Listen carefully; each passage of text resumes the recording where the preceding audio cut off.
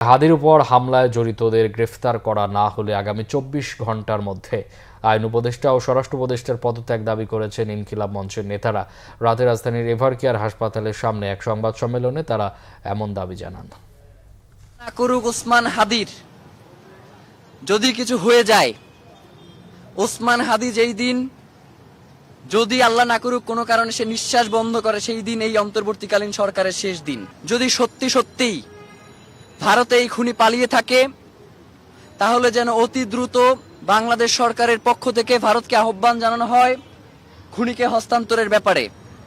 এবং এই ব্যাপারে যদি ভারত অসহযোগিতা প্রকাশ করে, তাহলে ইনকিলাব মঞ্চ বাংলাদেশের সকল বাংলাদেশপন্থী জনতাকে নিয়ে ঘোষণা করছি যে বাংলাদেশে ভারতীয় দূতাবাসের আর কোনো কার্যক্রম চলতে দেয়া হবে না।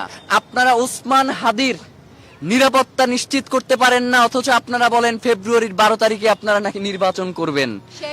এক আসনের প্রার্থীর আপনারা নিরাপত্তা নিশ্চিত করতে পারেন না, আর 300 আসনে আপনারা ইলেকশন করবেন এবং সেই ইলেকশন সুষ্ঠু হবে, কোনো ঝামেলা হবে না এবং সবথেকে সুন্দর নির্বাচন হবে। এমন কথা যখন আপনারা বলেন, তখন আপনাদের মুখে আমাদের থুতু মারতে ইচ্ছে হয়।